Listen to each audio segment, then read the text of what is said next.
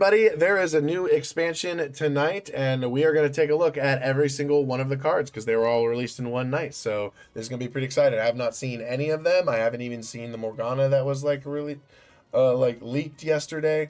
So we are going to go from top to bottom and check them out. All right, first off, we have Morgana. All right, Morgana is a 5-mana 3/4 from Targon and Demacia. All right, so the dual region thing is true. All right, here we go. She has Lifesteal. Okay, that's a nod to her passive. I like it. Play. It says curse an enemy with shackles twice. What is curse? We're going to find out. So her level up condition is the same as Ezreal. You've targeted... No, it's not, actually. It's you've targeted units 8+ time. You can target enemies, you can target allies, but all you have to do is target units 8+ times. And she doesn't even have to see them. She can level up in deck, which is really cool. So she can be played leveled. Yeah. But she's only a 3/4 for 5, so she's not particularly big. What does curse do? We're going to go look at that right now before we continue. All right, new vocab, curse. Curses are debuffs in the form of cards placed in the opponent's hand. Players can spend mana to lift curses. Okay. There are so they can basically cast the curse from their hand to remove it. Yeah, otherwise it constantly does a thing while it's in the hand. That's kind of cool. Let's see what they do. They have a 2-mana focus speed spell. It's called Suppression. It says, while I'm in hand, you can't play spells other than Suppression. So you can play units, you can't play spells. You have to pay 2 mana to cast this before you can play spells. That is really good. But she specifically says shackles, so we'll get to shackles in the end. But let's just go over the 4 that exist. So, this might actually not be the only 4. These are just the 4 that they show on the curse thing. And obviously none of them have gems. These are all developed by, like, cards create these. All right. So 2 mana suppression. Yep, you can't cast spells other than suppression. 3 mana Ichor, so you'd have to spend 3 mana to get this one out of your hand. While I'm in hand, round start, deal 1 to your Nexus. Just burns you 1 every turn while it's in your hand. All right.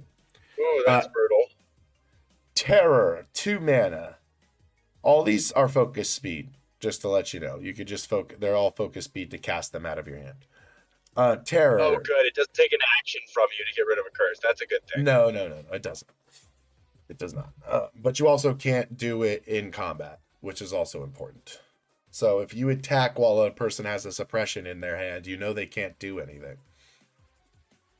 Right. They literally can't. They can't cast units. They can't cast spells. They just have to eat your attack. Anyway, terror. While I'm in hand, the cursed unit has -3/-0. So I'm assuming this also targets a unit. And it just removes their power. -3/-0. That's basically permanent until they cast this spell or get it out of their hands somehow. They could discard it. They could discard it. Yeah, discard aggro might get some. They could get rid of it with Sunken Temple, and then it would be cheaper when it comes back to them. You're right. Yeah, they could just play Sunken Temple and completely avoid the damn thing, because that card's already broken. It just needs more application. Yes. Oh, by the way, Suppression is Demacia, Noxus is Ichor is Noxus, Terror is Shadow Isles, and then the next one is Targon, for whatever that means. I'm not sure if there's one for each region or it's just these 4. But the Shackles one is 2 mana. While I'm in hand, the cursed unit is immobile. It can't attack or block. Okay, so you can get a -0, -3/-0. She curses them with shackles twice. Yes. So curse an enemy with shackles twice. So you have 2 of them. You have to get rid of 2 of them in your hand. Otherwise, the unit is just immobilized. My immediate thoughts are, how is the dirtiest way to play this where your opponent's hand is just constantly littered with curses and they can't even draw cards? I don't know, but It's impossible maybe because they can just pay mana to lift them. they can always pay mana to lift them, but I guess the goal is to force them to do that. If your opponent's paying mana to lift curses, you're doing things right. Like, that's good for you. Because that's the built-in mechanic to keep it balanced. Like, if they pay 2 mana suppression, you're happy because you suppressed them and then they had to pay 2 mana to lift it. And so you slowed their mana But this down. also means that if they have suppression in hand, they can't lift any other curses. No, it has to be suppression before any of the others, yeah. Yes. So that's interesting to think about. So she does curse. And then you've targeted units 8+ times. So she targets a unit twice on her own. So she's already very close to leveling, kind of just by playing her. You can have 6 towards her level up, play her, and boom, she's leveled. Okay, seems powerful. I mean, it doesn't seem like super powerful. It just She's a 5 mana 3/4 that just immobilizes a unit and has lifesteal. Not bad. I mean, I like the immobilize. It's basically her Q, right? So that's cool. Yep. And then 5 mana for a 4/5. She gets +1/+1 like most champions, and she still has her play. Curse an enemy with shackles twice. But she now has attack. Curse the strongest enemy that isn't cursed with shackles, and deal 3 damage to cursed enemies and 2 damage to the enemy nexus. So this is her ultimate. That's a bit convoluted. Okay, so when she attacks, she curses the strongest enemy with shackles? Yep. That isn't cursed with shackles already, all right? That isn't cursed with shackles. Yep. And then So she deals 3 damage to... stunning a unit. Yeah. She's basically stunning a unit and dealing 3 damage to all enemies and 2 damage to the enemy nexus. To all enemies who are cursed, and then 2 damage to the enemy nexus. So in a similar way to Jin, she's going to like stun the unit and then do it. But here's the thing. This isn't a skill. It doesn't look like a skill. I guess we'll see when we check the video. But like, this just happens. Like, she attacks, the unit is immediately cursed and cannot enter fights. And then she does the damage to everything. So they don't even get a chance to, like, respond. The downside to that, it seems like shackles is the only curse that actually affects a unit so far. That's not true. That's not true. The other one was terror. It says, while I'm in hand, the cursed unit has -3/-0. Oh, I forgot about that one. Okay. I don't know what else gives it, because she mentioned specifically shackles, but maybe, maybe we'll see what that is. The other thing that's really nice is, like, when she attacks and she stuns that unit, basically, like you mentioned before, it's a focus speed spell, so they can't take it off in response to her attack. Yeah, because that's something that you can do against Jin, right? Like, Jin attacks, you see which one he's going to stun, you put it in front of Jin, and it's basically like blocking his damage while also, the unit was going to get removed anyway. But this doesn't have that. She just removes the unit on attack. It's like Master Yi. Master Yi just kills the unit. So, yeah, all right. Morgana's cool. I like her, although she's basically just a removal package because she wants you to target units. But she doesn't mind you targeting allies either. There could be a path to playing her with, Pantheon, maybe, with Faded. Equipments make a lot of sense with her, because it doesn't say with spells. You can target with equipments. So, I like it. This is a cool champion idea. She's understated for 5, which is good. That means she's probably not, like, broken. We'll see how hard it is really to get these curses out of your hands and how quickly her level up matters. Like, if her level 2 form is just bonkers broken, then you could target 8 times before she's played. How reliably could you do that? Maybe with Akshan Glaive, like you play her with Akshan? I'm not sure. It's a cool way to look. So yeah, I would consider like Akshan Glaive or maybe just a straight control deck as being her best options. But then we also have Mihira, Aspect of Ascendant. So this is Mihira before she became the other Mihira card that we got. This Mihira is 8 mana for a 6/8 with Overwhelm. Decent stat already. Play curse 2 enemies with shackles twice. So she loads up your hand with 4 shackles. Wow. So she's kind of like the Mind Splitter. The Infinite Mind Splitter Dragon. She just like comes in, picks 2 targets, they're cursed, they're basically out of the fight. But it happens immediately, unlike Mind Splitter, which takes the next turn. She has 2 less power, but she has Overwhelm. I think this card's really good. It's 8 mana to remove 2 units. It's 8 mana to remove 2 units and get a 6/8 with Overwhelm. It doesn't actually remove the units, but it removes them from combat unless your opponent drains mana. Your opponent has to spend 4 mana to unlock any one of their 2 units. I like this card. I don't think it'll see play. It depends on this whole curse strategy and how much support it gets and like how much a big bomb like this is needed in one of these curse strategies, because I doubt there are too many cards pumping 4 curses into the enemy's hand like this. But maybe she might see play. I'm already seeing a strategy where you Stony Suppressor.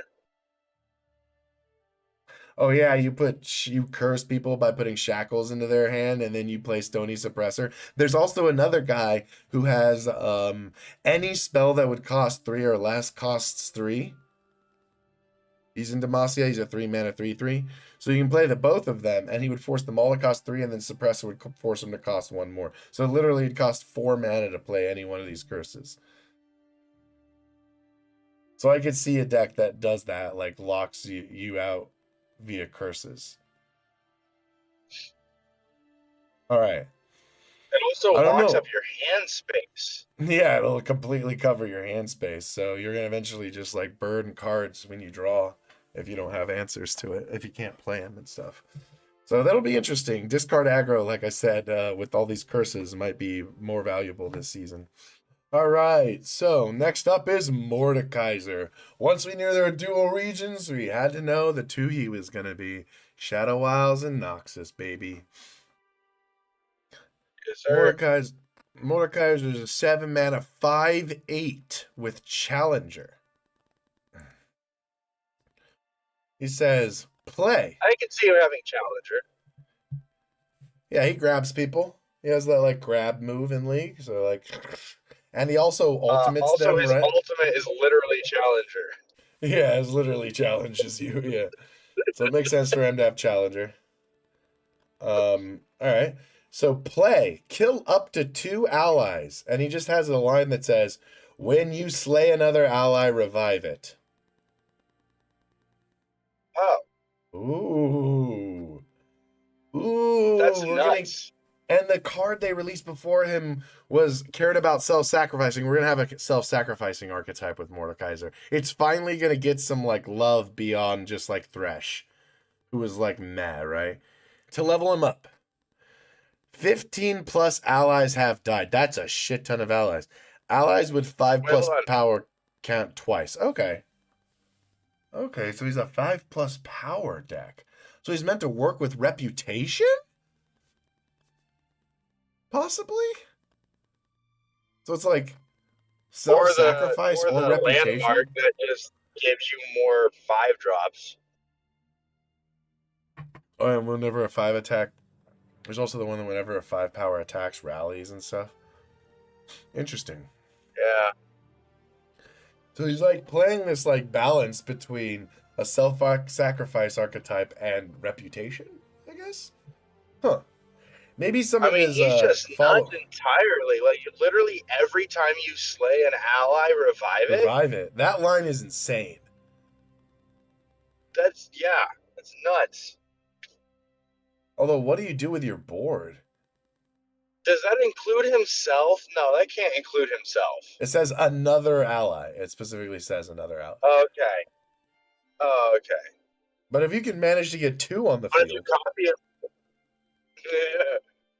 If you get 2 of these on the field, neither one of them can die. Unless you kill them both at the same time. Well, your opponent can still kill them. Yeah. Sorry.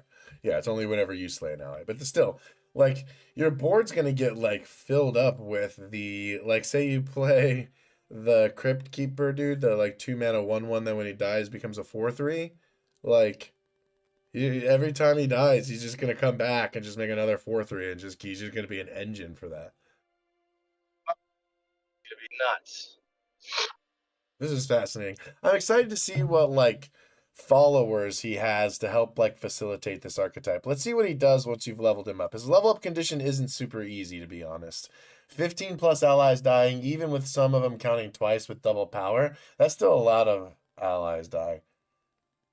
Well, I mean, it's not too much. You just have to build towards it. Like, there's the They Who Endure deck, right? And that deck can easily kill.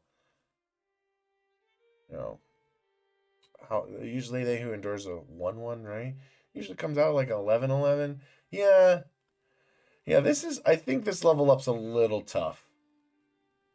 So let's see what but he's still just a solid card before his level up. So level 2. With him, you can. What's up? With his level up condition and like his passive text, you can use more slay an ally card because the number of last breath units that you have can be a little bit smaller because you'll be able to reuse the same last breath units. That's true. Yeah, you may be able to have less deck building costs because before you had to have like a similar balance between cards that want to be killed and cards that kill cards. And so you have less of the need for cards that want to be killed because but the thing is he's 7 mana. So this only happens after turn like 7. I don't know that you really want to build around an idea for that. I think it's just powerful effect that you use at turn 7. I don't know that you can build around that concept. Anyway, once he levels up, the truth is, go ahead. You kill 2 Undying. When he comes into play, you kill 2 Undyings. That's how it works. Yeah, and then you have 4 Undyings. 2 more, but then your whole entire board is just him and Undyings. And every time you kill them to make them bigger, they just clog up the board more. Like, more copies don't go anywhere. Postponing a level up too long. Let's see. What's the level up? It's he gets +1/+1, as most do. And the only additional text is attack. For the rest of the game, when you slay a unit, drain 1 from the enemy nexus. What? Okay. This triggers every time he attacks, he puts one of these effects on the stack. Oh. This is so cool. When he attacks, every time he attacks, he puts this like emblem on their nexus that says, for the rest of the game, whenever you slay a unit, it drains 1 from their nexus. Attacks again, it drains 2 when you slay a unit. Attacks again, it drains 3 when you slay. Yeah. Wow. That is such a cool effect. As a person who loves to win the game by doing direct damage to the Nexus, this is awesome. Oh man. So you can play this with Prankster and Nettleglade Collector, right? Uh-huh. And then when you need to die the unit, you just revive it and you just keep killing it to keep draining their Nexus for a bunch. Man, this is so cool. I like this a lot. Yeah, this is for self-sacrifice archetypes. You don't really play this Reputation. Like, the +5, I think, is just to make you not feel bad about having to slay a 5+ power unit. But I don't think you play it with Reputation. I think that's not the way to go. 2 Shadow Isles cards coming up that will work with Mordekaiser. First one is Shackled Ghasts. 1 mana, 1/1. The next time Last Breath. The next time you revive an ally, create a copy of me in hand. Wait, the next time you revive an ally, create a copy of me in hand. So you have to have revive strategies. That's a last breath? Yeah. Which means when you play Mordekaiser, he brings back those last breath units. No, it just says the next time you revive an ally. So you have to revive an ally. But Mordekaiser revives allies on play. That's true. So he gets killed by Mordekaiser. Comes back and just puts a copy in his hand. That's the plan here. The plan is to have this on the field when you play Mordekaiser. He kills it, you get a free copy of it in your hand. What is it? It's a what mana, what? It's just a 1 mana, 1/1. No keywords. I don't think this card's good enough. I think that card's pretty good. I don't know. Maybe I'm missing something. Seems pretty good with Gwen, right? continuously getting 1/1s doesn't seem like it's going to win you the game. No, it gives you just a bunch of blockers if they don't have keywords to get around it, and it gives you some last breath units to reuse. And it's not like this goes straight to the field. Like, you have to keep recasting it every time. I don't know. I'm not impressed by this card. Maybe somebody will find a way to, like... I'm not impressed either. Maybe somebody will find a way to, like, break it, but... Yeah, it seems pretty good with Gwen, right? Because you can also buff it with Gwen's ability, what's that called? Hollowed? The problem with Hollowed, though, is getting... Hollowed attacks. No, the problem with Hollowed, though, is you get plenty of creatures to attack with a Hollowed buff. You need a keyword that can help you get to the enemy nexus. And... yeah, it's true. It just does not offer that. So, love Mordekaiser so far. He's a freaking cool win condition, draining the enemy deck to death and shackling up your opponent with Morgana. Sounds like the type of cancer stuff that I will despise. 3 mana 4/2. Grant Deathless to an ally in hand. All right. We're going to find out what Deathless means. I guess it's the new keyword for Mordekaiser. It says, when it dies, revive it. Probably. New keyword Deathless. When the unit dies, revive it with 1 health stunned. So all you can do, it just comes back. That is nuts. That's insane. You can put this on anyone? Yeah. You can put this on important champions? Yeah. Well, you put them in hand first, then you play the champion. But, like, it's a way to keep an important champion on the field. Like, you play like a Seraphine with this, or an Ezreal. Oh my god, an Ezreal. But I guess Ezreal just wins the game, so that doesn't really matter. But, like, I don't know. Heimerdinger? Put it on Tryndamere. No, Tryndamere? Okay. You put it on Heimerdinger. And then how does someone get rid of Heimerdinger? They can't get rid of Heimer. Does Deathless only trigger once? I don't think so. It doesn't say it removes the Deathless keyword. It looks like a keyword they keep. Like, I think they just keep it. It's not like a last of breath effect. It literally is a keyword that just says Deathless. Please don't tell me Deathless is added to the pool of random shit we can get. We don't need the arsenal getting Deathless. Morgana looks crazy. She does. She does. She looks fucking annoying, but, like, good. Oh, it is, right? Confirmed it. It is a keyword you can get randomly. Another way to just... It's also just another way to get more last breath units to exist longer. Pan can hit it? Yeah, and so can Arnie the Arsenal, right? So it's now added to the... It's added to the list. I have a feeling in like a year or two that's going to get removed or something. I have a feeling, just like Scout, that shit's going to get removed. This keyword, am I crazy? Is this keyword insane? I mean, it doesn't help against bounce, right? Like, bounce can still deal with it, but, like, and it's not particularly great on a character that, like, wants to do combat, because you can still keep limiting its combat value because it only revives with 1 health. But any creature that is an engine that doesn't want to get itself involved in combat, this is insane. Like, Seraphine with this on her? Like, what do you do against Seraphine once she can't be killed? That's so good. You just pie toss her? She's still alive. What about a Nivea? You pie toss her, she just revives again. It only triggers once. Okay. It doesn't say that anywhere. It doesn't say anywhere that it only triggers once. You don't think it's an infinite trigger? It doesn't say that anywhere. And last breath effects, it says in their text and shows like a little thing, which would mean it only happens once. Deathless means this character just always like comes with Deathless. Like, it's literally built into the card. So, but yeah, infinite trigger. So this last breath would trigger twice, I guess. Okay, well then, when they write a keyword like this, and I guess I'm not doing a good job, you guys can't see it in the stream because I'm bad at this, but like, it doesn't say that the keyword is removed. Like, how it doesn't say that. You die and revive once, I believe. I mean, you're probably right. Otherwise, I don't know how this mechanic could possibly exist in the game. But it's like Spell Shield. Yeah. Like, if that's what it is, then I'm more okay with it.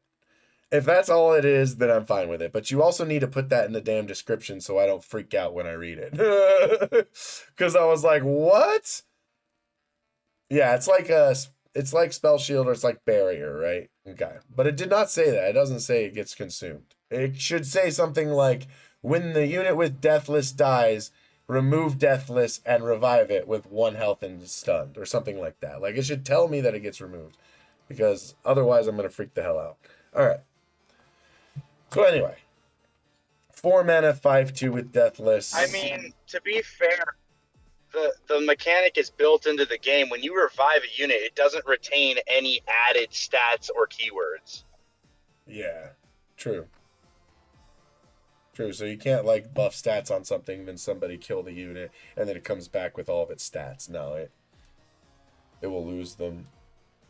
Okay. Okay, this is less I'm less freaked out about it.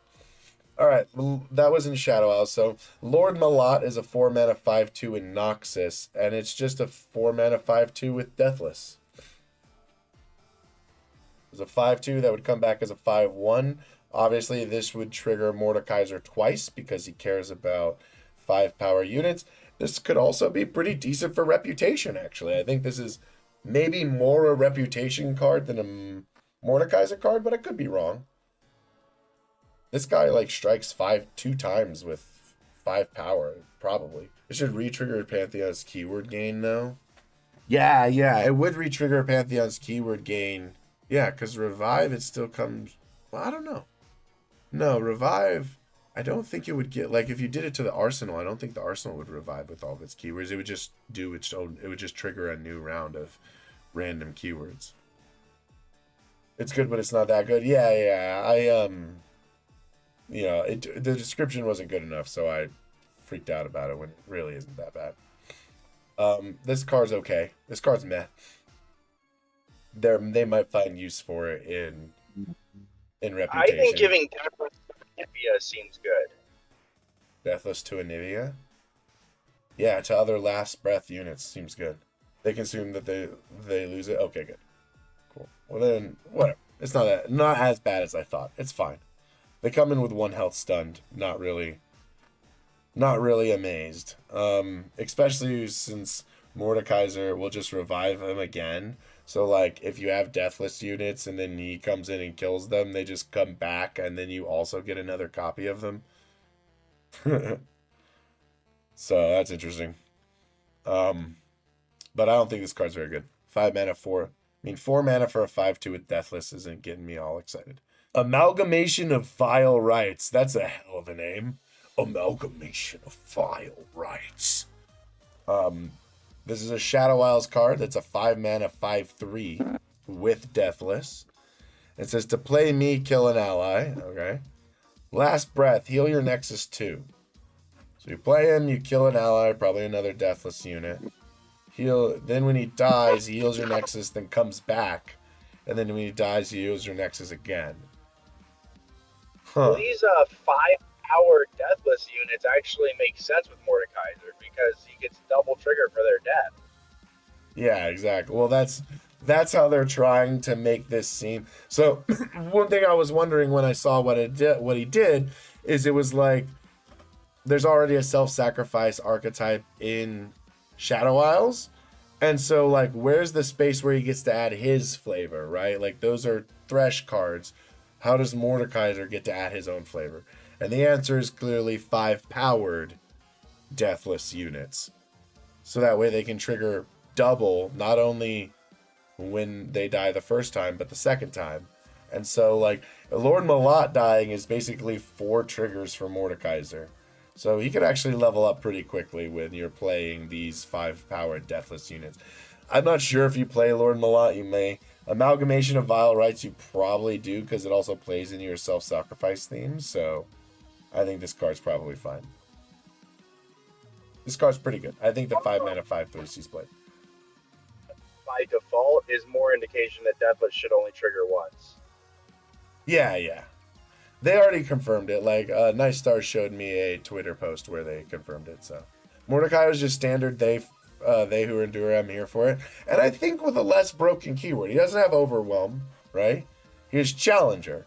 So, like, he controls the game. and that's problematic. But it doesn't just win the game immediately. And I do like this draining slay effect. I think it's just cool that every time he attacks, he stacks a drain effect on their nexus. You can stack it multiple times and then start draining their nexus for a bunch. And they can't get rid of it. There's no way to get rid of this. This is just forever. Every time he attacks, it's forever. It's kind of cool. I like it. Alrighty, so Lisa and Dolly. This is clearly a Morgana card. It's 3 mana for a 2/3 in Targon.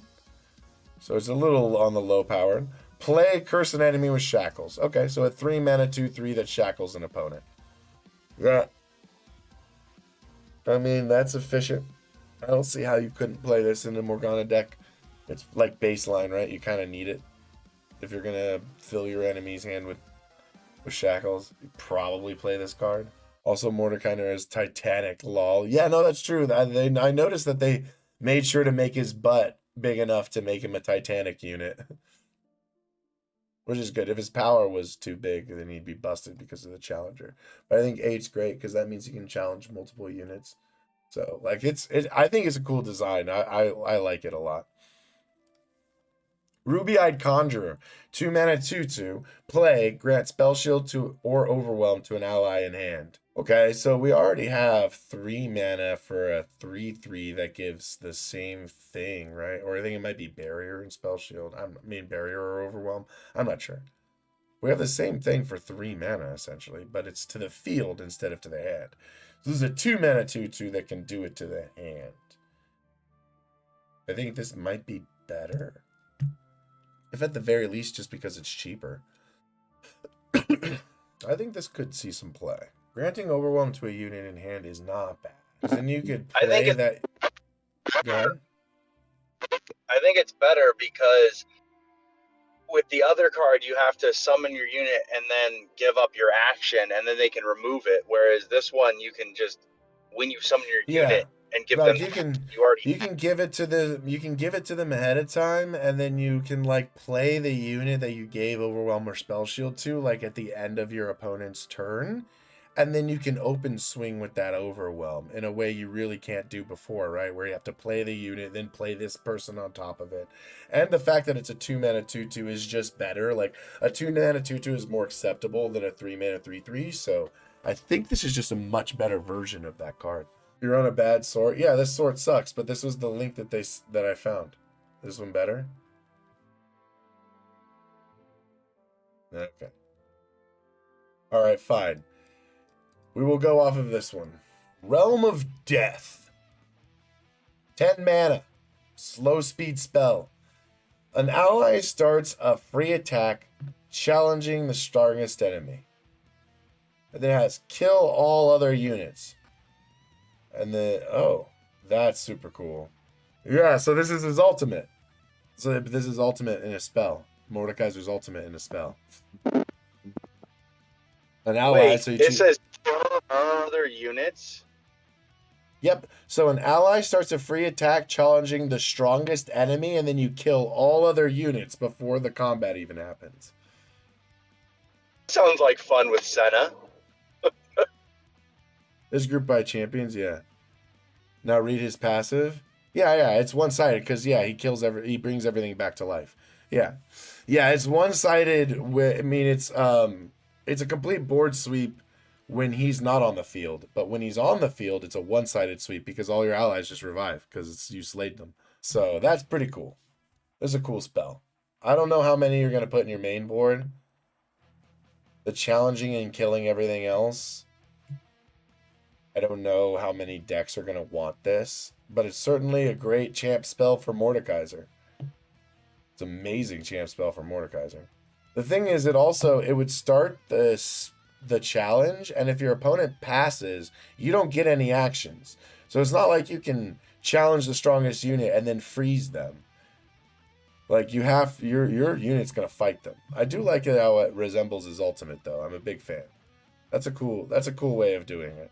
They always impress me on how they're able to translate their games and their abilities from the game into the card game. And he has Challenger, just like his grab. He has his spell. This is his ultimate. And he cares about allies dying because, he's Death Realm and all of that. I like it. They're translating in pretty well. I just want to use that champion spell with Senna. She challenges them and kills all the other units. It would make this spell cheaper if she's leveled, or it would level her if she's not. More than likely, as long as there's enough other units. She can use it at fast speed. She also can use it at fast speed. So if you use it at fast speed while the opponent has another spell on the stack, does it start the attack, then the other spell resolves, and then it goes into like, it goes back to their action? That's so interesting. Deathgrasp. 3 mana fast speed spell. Kill an ally to deal 5 damage to a unit. So this is like upgraded hate spike without the husk. Kill an ally to do 5 to a unit. This card's going to see a ton of play. This card's going to see a ton of play. This card's great.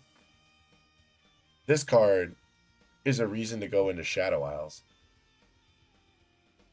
It's upgraded Gwen spell for most units.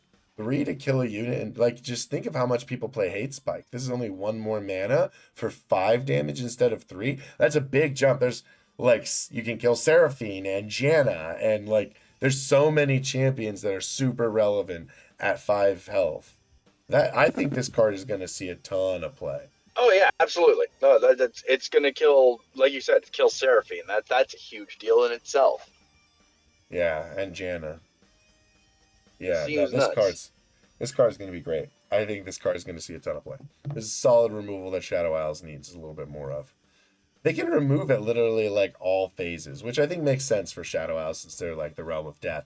But they can like ping you for 1. They can do some damage for 2s and 3s here and there. They can hit you for 5 now, and they can just straight up remove 1 unit with Vengeance or all of them with Sweepers. Like, they're getting the removal they need. This is an important card, I think. What? Don't forget the spell that can kill units to deal damage to your face. Yeah, Atrocity, yeah. No, I was thinking of the one where you kill a unit to take its power to your face. Oh, yeah. Viego's champ spell, yeah. All right. Not the most optimal, but it's an option. Yeah, they just have multiple ways of killing units, which is just cool. It is the way it should be. So we have Threshold of the Gray. This is a 2-mana landmark. Play. Curse an enemy with terror. So this is the one that gives them -3/-0. Okay? When you summon a Titanic ally, destroy me to draw 2. So this works with Mordekaiser because he's a Titanic ally. It also works with Volibear. So there could be a Volibear Mordekaiser deck running around where you use Volibear's landmarks to ramp into Titanic units, and you use... What's a Titanic unit again? Any unit with 8 power or health. Oh, so Ice Pillar is a Titanic unit. It is. Well, no. They reduced Ice Pillar to only 6 health. Pretty sure. Okay. Alright. I like this card. So it's 2 mana to curse an enemy. So you basically just remove an enemy from combat. It's like a perma-stun unless they pay 2 mana.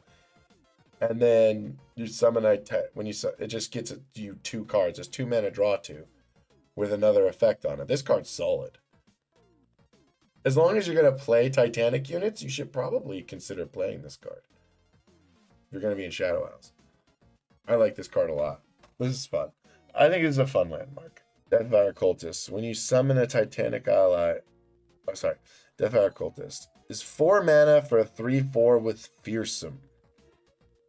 That's mediocre. When I'm summoned, or you summon a Titanic ally, curse the strongest enemy with terror. Okay. So, Titanic, we're having a theme of Titanic units terrorize enemies. They give them the -3/-0. So it's not the take them out of the fight. I forgot. Yeah, it's not the shackles. It's the -3/-0, which is less powerful. But the fact that it also puts the card in their hand is pretty good. I mean, doing terror to a unit could take them out of the fight if you have Fearsome. I mean, yeah, it pairs well with this card. Like, this card... I mean, I guess a Terror Fearsome deck makes sense, right? You play this landmark that curses things with terror. If you find other ways you get a lot of terror in their hand and terrorize, then your fearsome units can get through. There's some synergy there. I'm not sure about this card at 4 mana for a 3/4. I mean, this thing can trigger multiple times. It's not only when it's summoned, but whenever you summon a Titanic ally. So as long as you're summoning Titanic allies and you want the terror mechanic, this could work. So it could be interesting to build a deck that has a top-end creature that adds fearsome, that is fearsome, and then you're using terror to like depower the enemy before you attack with it. That could be an interesting deck concept. So now we'll look at Honest Croupier. Croupier. Croupier? I'm not sure how to say that. 3 mana, 1/3 with Brash in Bilgewater. When you play a card with a cost equal to my power, grant me +1/+1. Ooh, okay. Whenever you play a unit, or whenever you play a spell with a card, cost, just any card. Oh, it's equal to his power. For some reason, I thought it was his cost. Yeah, so it's equal to his power. So he has +1/+1. So then you have to +1/+1. So every time you buff him, you have to play a card that's more expensive to buff him again? Yeah, you play a 1-cost card, then a 2-cost card, then a 3-cost card, then a 4+ card. Yeah, that's how it's supposed to go, but you could also give him power in other ways and then trigger that. This is an interesting build around, and maybe you find some good value. Maybe this actually works in the Brash deck because it already has cards of those costs. So, like, it might just work in the Brash deck, but I'm not convinced. Although, it seems the very first trigger works with coins. Sorry, I didn't mean to talk over you. Go ahead. It just seems like too much effort to work around. Seems like a lot of effort for not an insane payoff. Like, you just get a really big Brash unit. Seems like a lot of work for very little payoff, I agree. But who knows, maybe somebody finds a way to break him. Although I will say this, all you have to do is cast a coin and you get the first trigger of him. Marai Reef Spire. Another reference to the Marai. So I think each region is going to get 2 cards, probably. That doesn't get any, like, region cards. They're going to get 2 cards. Marai Reef Spire. This is the second Bilgewater card. 2 mana. Landmark. When you spend mana to play a unit, refill 1 spell mana. So whenever you play a unit that's worth any mana, so you couldn't get this for a 0 mana unit, for example. But as long as you spend any mana to play a unit, you get 1 spell mana back. I guess this is meant to work with new Nami, because Nami got reworked. I guess this gives more power to the Nami elusive, like, buff strategy that just puts out a shit ton of elusives and swings with them. How much is that 1 mana spell? Something tells me that something could break this. I don't really know what it is immediately, but, like, you spend 1 mana on a unit, you immediately get spell mana back. I'm not sure where I see this card. I think somebody with a bigger brain than me, with a bigger 5 head, is going to figure out how to make this work. Use it with 1 mana attune units. I mean, there are only, what, like 3 of them, if that, in the game? I think it's just meant to ramp Nami's level up faster, because they changed the way Nami's level up works. Interesting. We'll see. All right. P&Z, one of my favorite regions, but usually has very problematic champions that help ruin the game. If you think about it, some of the most problematic champions have all come from P&Z. Ezreal, Seraphine, Janna. Oh, rough. So, Heimerdinger in some situations. Speaking of Heimerdinger, here's an equipment that's similar. So it's Shady Spectacles. It's a 3 mana equipment in Piltover and Zaun. And it says, pick an allied follower. Transform my bearer into an exact copy of it while I'm equipped. Look at that.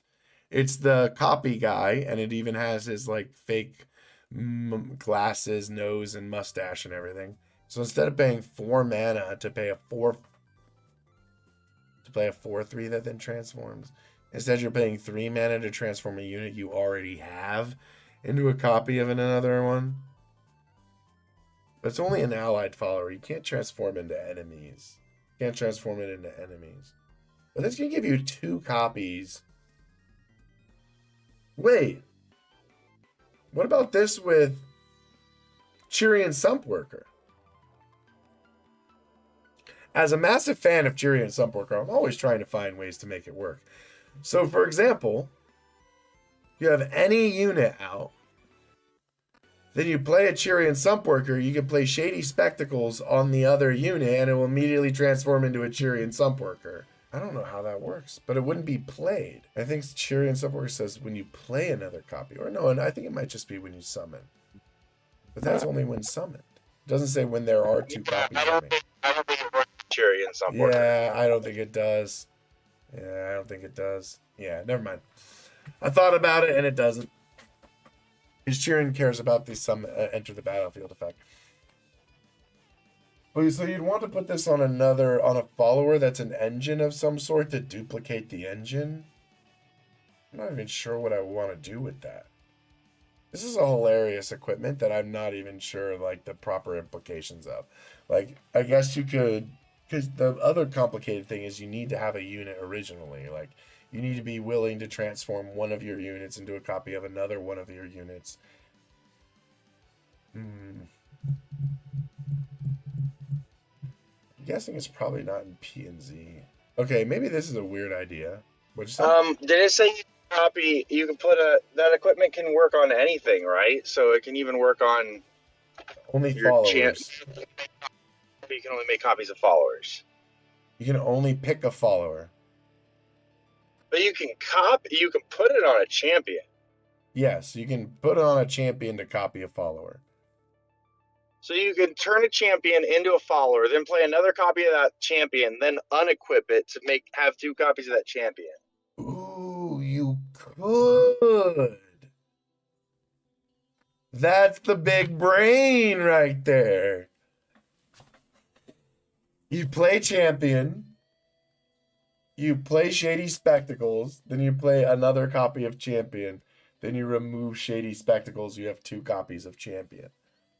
You would need to play other equipments or attachments in order to remove it, right? To turn it back into the Champion.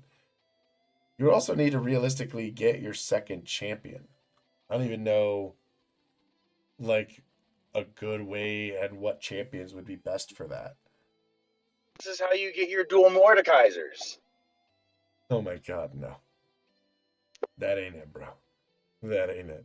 You're gonna think on the cheaper side if we're gonna be our goal is to cast 2 of them. Oh, that's an option, right? You have the 6-drop that says whenever a unit transforms, double its stats. You put these spectacles on a unit, it chooses another unit, doubles its stats, and when you remove the spectacles, the stats would still stay on the unit. It's true.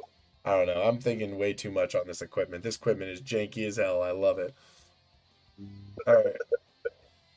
Charlatan Fishmonger. So 4 mana, 4/4 in P and Z. He says, round start, all players draw 1. Then grant your opponent's card fleeting. Interesting. This is amazing in Puffcap decks, in Trap decks. It's a fascinating card. This is a Hexite Foundry without being a Hexite Foundry. This is what Puffcaps needed. I said it doesn't matter that your opponent's card is fleeting because everyone plays Sunken Temple. Yeah, I mean, to some degree, and that's fine. Like I said, you're putting this in a deck that wants your opponent to draw cards, like a Puffcap deck. Of course. So you don't mind if they, like, Puffcaps hunt Sunken Temple decks. They just dig through their deck and just get owned by Puffcaps. Like, I like this card. Basically they were like, Hexite Foundry is a little too hard to remove because it's a landmark, and at 3 mana it's a little too good, and it's a little too double-sided, so it doesn't feel like it's a card where you're actually winning. And they were like, well, now we're going to make it where it's one-sided, but barely. I mean, giving the other card fleeting is hardly one-sided, but still, it is, technically. And it can be removed because it's a unit, so you can stop it from doing the landmark thing. Although on the plus side, you can attack with it if your opponent happens to not have blockers. It feels kind of Aloof Traveler Z. Yeah, in some ways it's similar. But that card rotated, and so did Hexite Foundry. So this is like a standard version of those cards. I don't mind. I don't know how powerful it's going to be. I know I'm going to try it in my Puffcap deck, that's for sure. But I don't know how much how much play it will see otherwise. So the 2P and Z ones are kind of more fun than I think truly competitive. I'm not really sure. I guess we'll find out. All right, Freljord. We get the Yadulski Snowdog. There's a 2-mana 2/3 already premium stats. That's a good, and very few 2-mana 2/3s are bad. He says attack. Grant the top 2 allies in your deck +1/+1. This card is insane. This card is so good. This is one of the best 2-drops in the game now. This card's nuts. Yeah, 2-mana 2/3. When it attacks, grant the top 2 allies of your deck +1/+1. Yeah, it's pretty good. Yeah. We used to, in today's age, back in my day, we used to have to play a unit and then play an equipment on top of that in order for them to buff the 2 allies on top of your deck. But now you can just be like Omenhawk 1, turn 2, Yadulski Snowdog, swing, do it again, and just keep attacking. And he's a 2/3, so there's a chance he survives his first attack and does it again. This is a very good card. This is a card that makes you want to play Freljord. I smell a Freljord aggro deck coming on. Yeah, possibly. Possibly, yeah. I like that card. Very good. Big fan. All right, Handy Harness. 2-mana equipment, 0/0 in Freljord. I have +1/+0 for each different subtype you have summoned this game. Okay. So it's just a power boost based on subtypes. So it's like a Nico equipment. But yeah, this Handy Harness is kind of lame. It doesn't add any health. Yep. It only gets bigger when you've done subtypes. And Warden of the Tribe is already a deck that has a big Overwhelm finish. Like, I don't see why it would need this. I'm not impressed. Maybe somebody will find a way to pop it open, but this doesn't seem very good to me. The Snowdog seems very good to me. Alrighty, our last champion, the big kahuna themselves, the Elder Dragon. But yeah, obviously this is going to get cheaper somehow, or else it wouldn't make any damn sense. Alright, his origin, so he's Rune Terran, just like I said. And his origin, let me guess, you can put any freaking dragon in your deck. What's your power and toughness? Power and health? Oh, he's a 12-mana 10/10 with Fury. Alright, so you may put any followers that cost 6+ in your deck during deck building. What? Any followers in the entire game that cost 6+. Oh. I would thought it was going to be limited to dragons, like you just put any dragons in your deck when deck building, but I guess not. 6+ cost cards. Okay. How do you work? I cost 1 less for each different dragon boon you've played this game. When you play it, play every dragon boon on me. I assume his cards are going to talk about dragon boons. And there's going to be a limited number of them. And when you play him, he gets all of them. Okay. This gets me hype without even seeing what they are. And his level up condition. Your allies have attacked with 75+ total power. That is a lot of power to attack with. But he's going to add a lot of it himself, I'm sure. 75. That's a lot to attack with. But, if dragons can do it. I mean, if it's all a bunch of 6+ cards, then. His level up is, he's a 12/12. I mean, he's a 12. He becomes a 30/30 and says, I can't be stopped. I don't know what that means. You can't be stopped. They can't stun you. They can't kill you. Like, I need clarification on this text. It literally just says, I can't be stopped. I mean, that's badass as hell, but I don't know what it means. All right. His champion spell. This is a spell that's just now in the game. Oh, no, it's not, because it's his champion spell. So you have to get 2 copies. You have to have him on the board and then get another copy of this. So this spell better be epic. Elder Dragon's Primordial Roll. Refill your mana to full. Damn. Okay, already a good strong start. Draw all 6+ cost followers from the top 6 cards of your deck. Okay. This is a big boy deck. How are we supposed to get them out cheaper? Like, we can't cast things at 6 mana. That'd be insane. So here are all the Dragon's Boons. Alright, so all the Dragon's Boons. We have... They don't look like they cost anything. They're all skills. I'm not sure exactly how you get them, but... One of them is Oceanic Will. They're obviously all based off of dragons from the game. From League of Legends. So the Water Dragon heals allies and your Nexus 2. The Fire Dragon grants +1/+1 and Fearsome to a unit. The Mountain one grants +1/+1 and Tough to a unit. The Wind one grants Challenger, which is quite good. The Hextech one grants +1/+1 and Hex and Impact twice. So is it 2+1s or is it just Impact that's done twice? It's probably +1+, so it's probably +2/+2 and Impact twice. Interesting. I'm not sure. And then the Chemtech one is you give something deathless. Fascinating. Okay. So those are the Dragon Boons. How do we get access to them? This guy's like a book like Rise. He's got a lot going on. Elder Dragon. Alright, Iron Legionary. 3 mana, 5/1 in Noxus. Play. Deal 3 damage to an enemy and 3 damage to an ally and 3 to an enemy. I guess this is an okay card. I don't like it. We already have the Other Fiend that sees like no play, which is kill an ally to kill an enemy. And that just straight kills. It doesn't deal. Now, this could deal 3 and actually keep the ally alive and not kill it.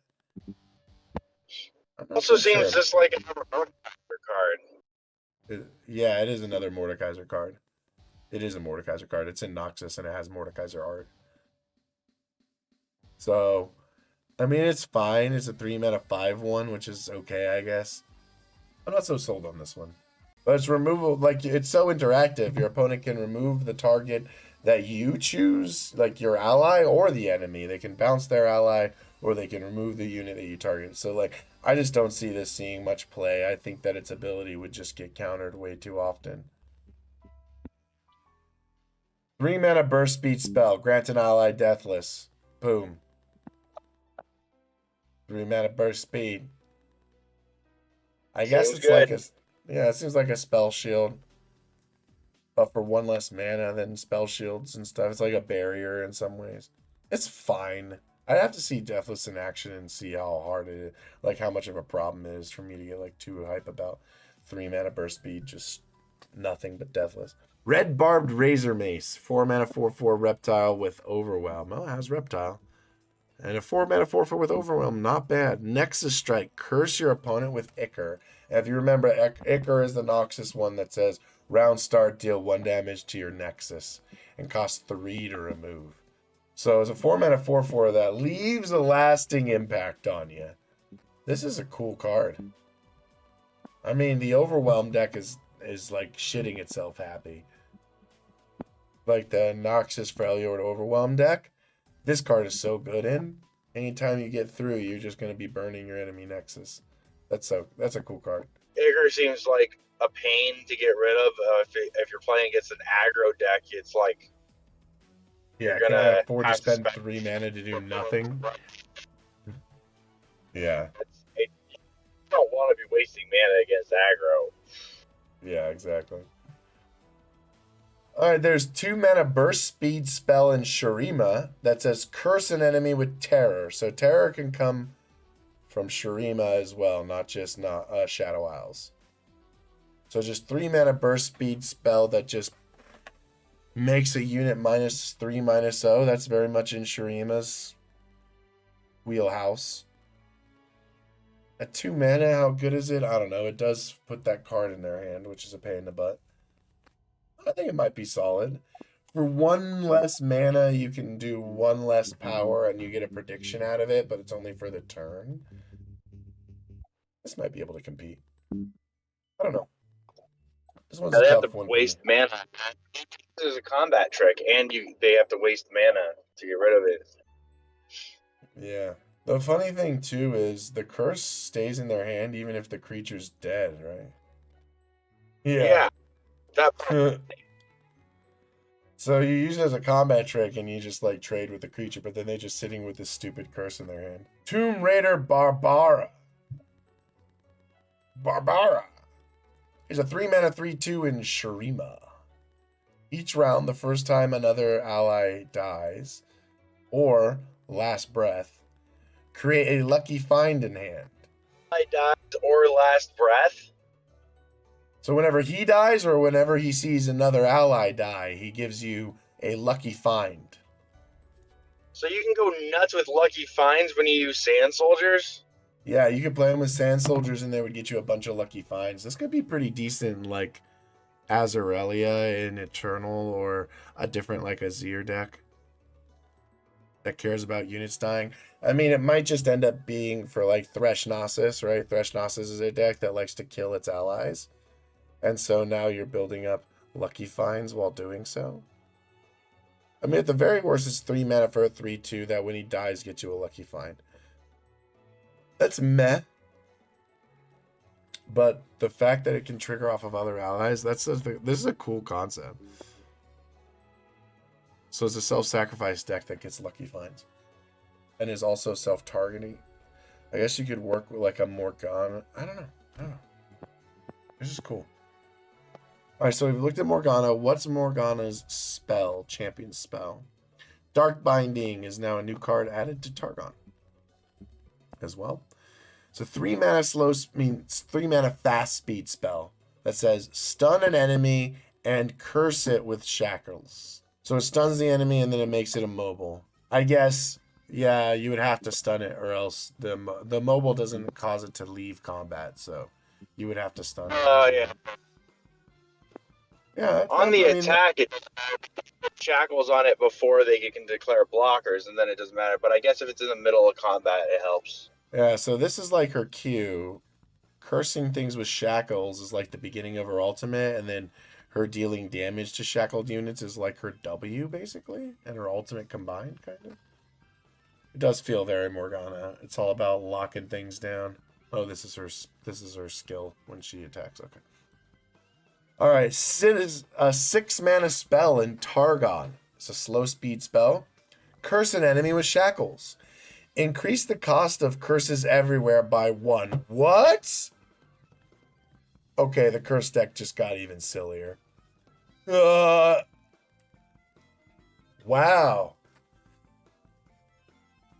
If you cast multiple copies of this, you can just become a problem. Like, imagine you cast 2 copies of this. Now all of your shackles, which immobilize a target, cost 4 to remove? What? Locking down your opponent's hand sounds much more plausible now. Yeah. Yeah, but I think this card's kind of essential if you're going to play the curse archetype. This card is absolutely essential. Making curses everywhere cost 1 is just so big that I think you have to play it. So we have a 6 mana dragon in Targon. So 6 mana 6/5. When you play a fast spell, slow spell, or skill, grant other allies +1/+1. Other dragon allies +1/+1. This is a dragon team buff on a 6 mana 6/5. That's every time you play a spell or skill that isn't burst or focus. This could be good. I don't know that it's good with Demacia. Maybe because it works with single combats and stuff. But this could be pretty decent in the Shadow Isles Targon deck with the cheap dragons that kill units to get played. Because one of the problems with them is that they don't get all that big. Once you kill one unit, they become 4/3s, which still has a trouble getting bigger with Fury keyword. So maybe you could use this, and then you have spells in Shadow Isles, plenty of them that you're fine with playing, that are probably more proactive than Demacia, and you can maybe like get this to trigger multiple times and buff those units. This is a pretty interesting card. I don't know how good it is. I don't think it would be very good. You would have to get multiple dragons out and then play spells on top of it. And it doesn't buff itself, so you're just paying 6 mana for a 6/5. I'm not entirely sold. I have to see it in action, but I'm not entirely sold. It could get out of hand, but I'm not sold on it. Ottrani Dragon-Worshiper. So a Dragon Cares card, I assume. 4 mana for a 3/3. When I'm summoned, heal your Nexus 2 and gain an extra mana gem next round. It's only for next round. This is a temporary next turn ramp. It's like the blue buff, but you don't have to have the stupid ally die and it trigger the next turn. You just play this ahead of time. I think this is going to be good. Because you think about it, this helps with Aurelion Soul. I think this is an Aurelion Soul card. Because you can play this on, what is it? It'll put you to 6. So you're going to go 7. You play this on turn 5. And then on turn 6, it buffs you to 7. And the dragon says the next cost gets cheaper by 2. Oh no, but then you only get the mana gem for 1 round. So you wouldn't have the mana to then cast Aurelion Soul. Even though it would be 2 cheaper. Because it'd be 6 and then 7. Yeah. You'd be 1 mana off. Never mind, you'd have to play another one of these later. So maybe it's not for Aurelion Soul. Or I guess it's just another way to help trigger Aurelion Soul when you don't find the Twilight Dragon. Yeah, I think this is just like a way of getting dragons out a little bit earlier. Which is fine, actually. I think that's a pretty good card to have. Like that 6, it's made to play with the 6 cost that's coming out with it. This gentle Gemdragon. You play this on 4.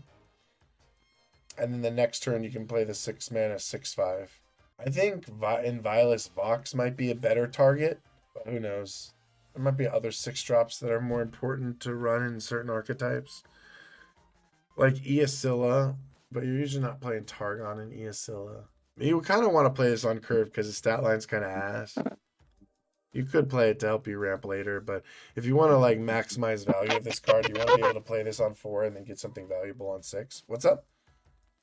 I think it's an Elder Dragon card. I mean, you're trying to play with all these 6-cost cards. Yeah, that's true. Yeah, I mean, obviously it works great with Elder Dragon, but it's not in Targon, so you'd have to. This is for the Elder Dragon Targon deck specifically,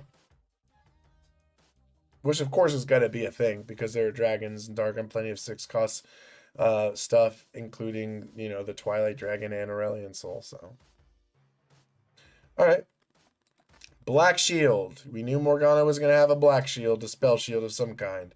It's 2 mana burst, give an ally spell shield this round, and curse it with shackles. Interesting. You CC your own unit. Give your own shackles? Yeah, so you stop it from being targeted from a spell. So say somebody vengeances your creature. You put up the spell shield, it stops the vengeance, but now you have a shackles. You have a curse on your unit, which will cost you 2 mana to get rid of, or 3 or 4 if you've played that spell we talked about earlier. Yeah, that seems rough. It is a 2 mana spell shield though. And if your creature, like it just immobilizes them. So if they have effects and abilities, they still go off. So like for example, Seraphine, someone tries to remove Seraphine, you could just put Black Shield on Seraphine. And it gives you the spell shield. And then sure, she's cursed with shackles, but that bitch ain't blocking her attacking anyway. Like, here's the big brain play. You shackles a unit that you don't want to get buffed from Nami. That's funny. I Black Shield it, and now it won't get buffs from Nami. I don't know why I saved it, but yeah, I did. That's hilarious. Black Shield, that's not the way I would have done Black Shield. Like, I figured it would just been like a type of spell shield, but I guess they want to be like the black part of it. They want to do the curse archetype. And so they throw this negative downside on it. And that counteracts the spell that you probably want to play with curses. I don't know. Probably like a one-of in those Morgana decks, just because it's an option. But the thing It is, also counter. Morgana doesn't mind playing equipments because they target allies, which helps with their level up. And there is a spell shield equivalent that is, I think, 4 mana, but gets discounted to 2 mana if you've played an equipment this game. If you've equipped an ally this game. You put 1 black shield in your Morgana decks, maybe just because, unless you're playing equipments and then you play the better one. So yeah, I'm not sure about this card. Alright, Magical Fettering. 2 mana Demacian spell, slow. Grant an ally +0/+2. Curse your opponent with suppression.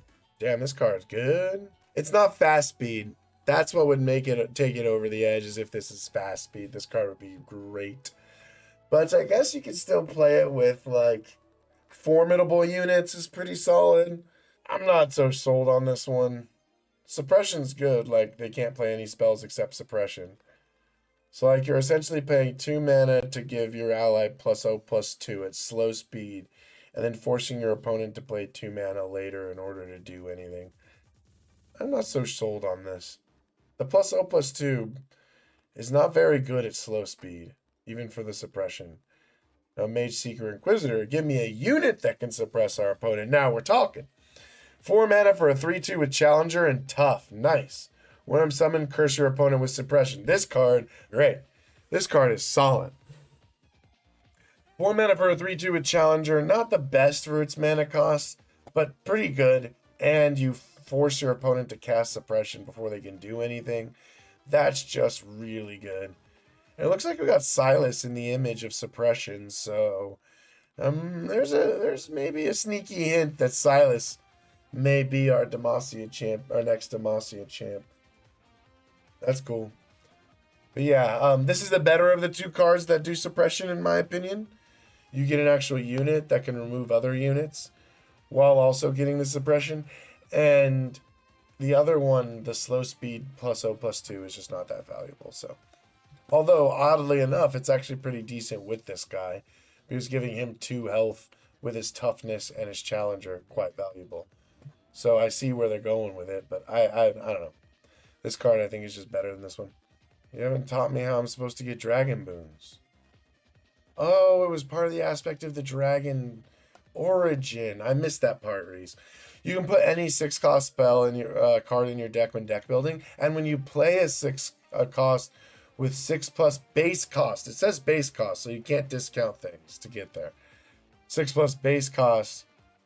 Pick one. Oh no, it says base cost. So if you discount it, it still works. It's the opposite, actually. So if it's a 6+ base and then you discount it to 5, you still get the value, which is you pick one of 2 dragon's boons and you play it. So every time you play a 6-cost spell, you get a dragon boon. When you sat 6+ unit, you get a dragon boon. And the dragon boon, I think, goes on the unit. Okay, that is fascinating. This is so cool. This is even cooler than I thought then.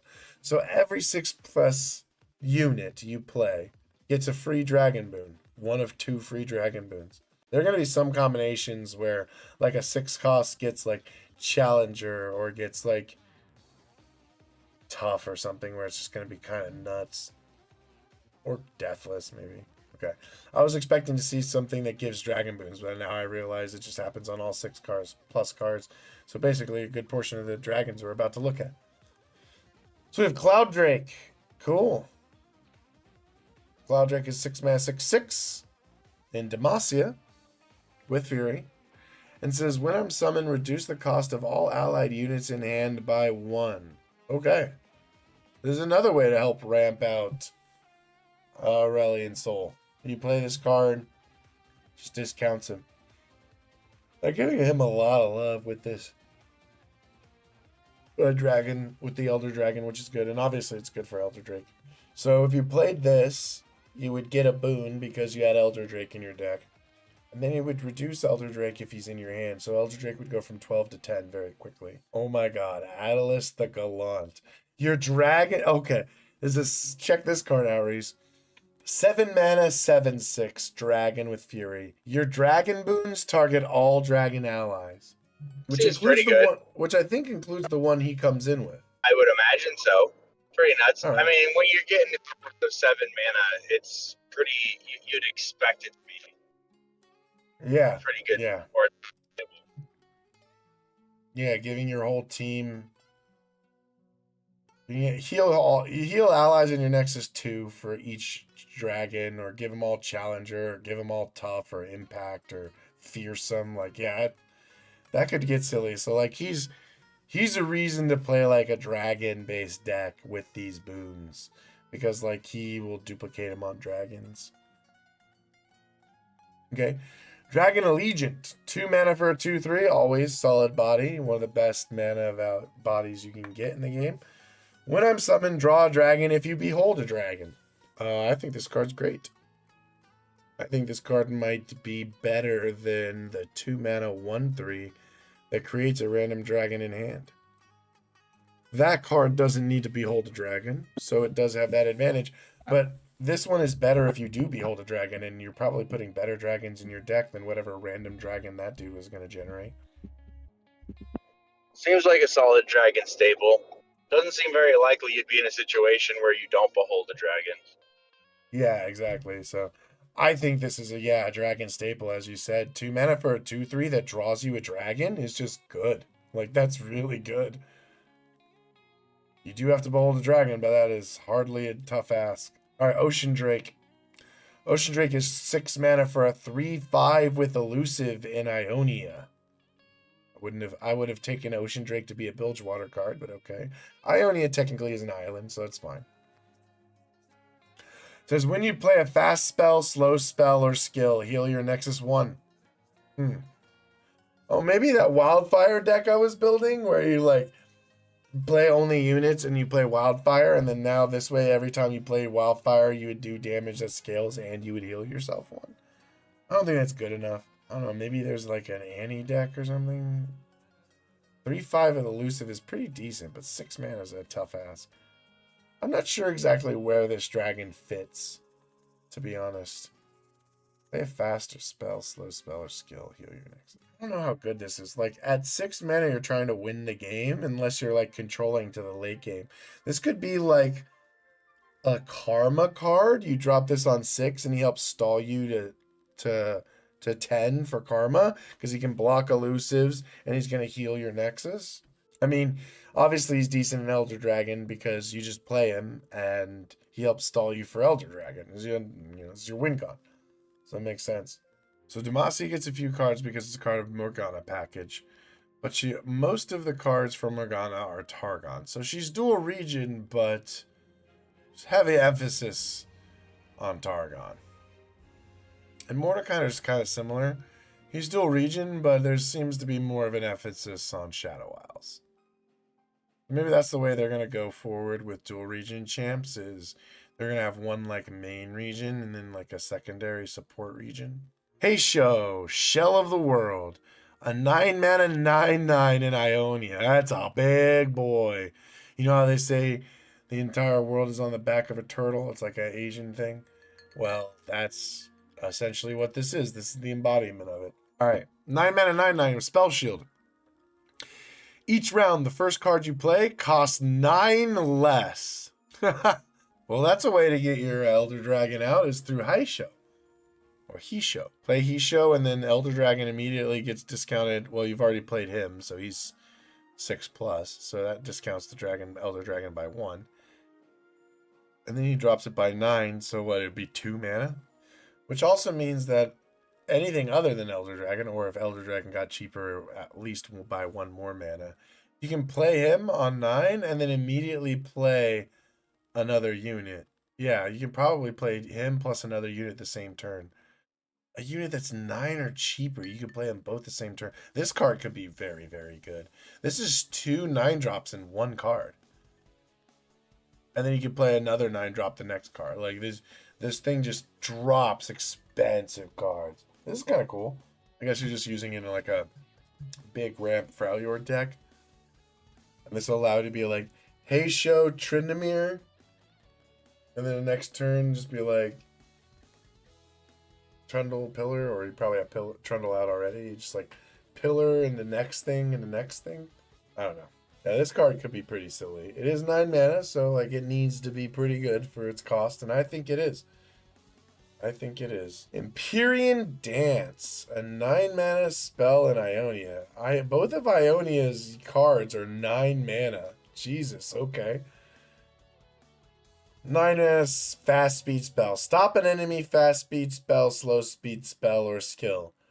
Recall an enemy and summon the Empyrean, which if you're not familiar is a 7 mana 6/5 with elusive. So for 9 mana, you get a 7, meaning you get a 6/5 with elusive, you counter a spell, and you recall an enemy. Oh my god. Oh my god, why? It's like they were like, what parts of Ionia do you hate? Do you hate elusive units? Bouncing units? And countering spells? Well, we'll just throw them all in one card, baby! Wow. That's the most control-y ability we could think of. This is the most toxic card ever printed, and I've never even seen someone cast it yet. This thing is so toxic. What? Although I guess it's a little specific to max it out, right? Like, they have to play a spell while they have a unit on field you want to recall. But, like, even still, like, that's not hard to set up. Like, there's plenty of situations where that's the case. And you get a 7/5 with a loose. This is only 9 mana. This is crazy. You're getting a deny. And then you're getting a 2 mana cheaper Empyrean plus a bounce. Like, this card. It can counter This card. skill, can't it? Say what? It says it can counter a skill. Yeah. Yeah, it's just like deny. It can counter anything like that.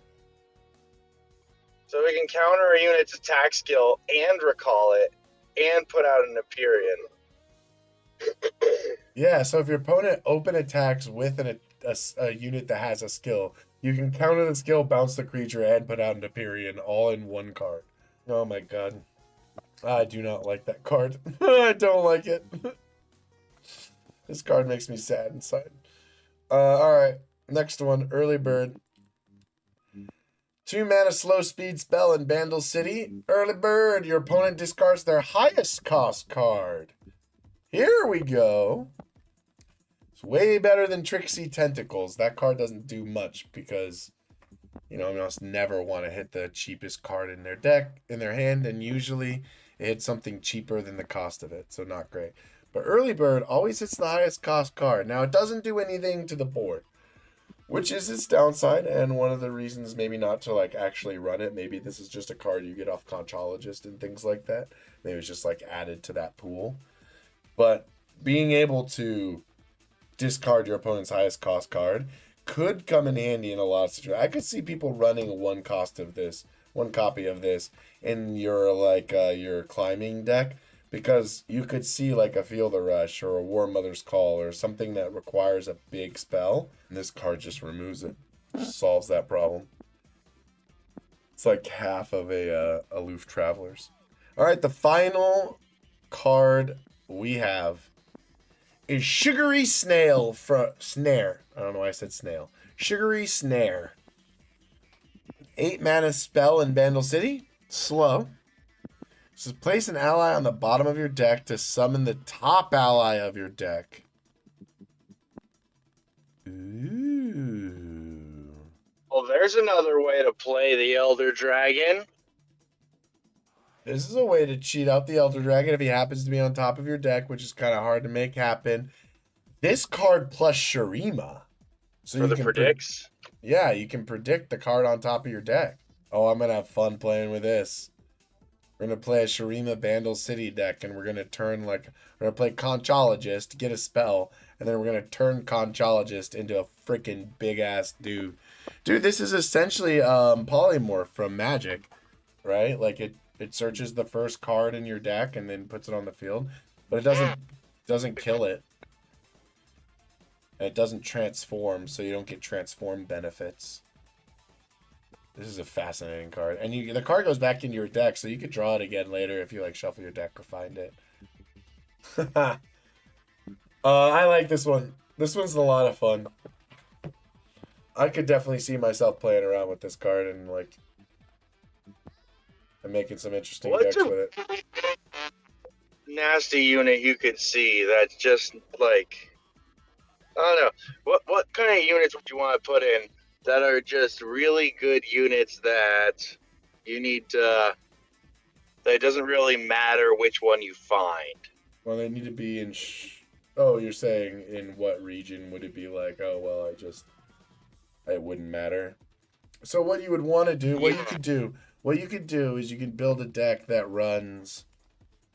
What you can do with this card is you can build a deck that runs nothing but spells that generate units, and then a big unit finisher. And you will guarantee get that finisher every time. Because you use the spell to generate your little 1/1, and then you Sugary Snare the 1/1, and it will turn into the first ally in your deck, which will be the only unit you have.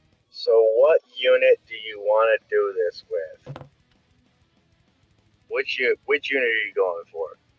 I mean, I guess you could do the freaking Elder Dragon or something. And it could work with his deck, because even if you you can do just a Elder Dragon or just Aurelian Soul. Aurelian Soul seems like would be the obvious answer to me.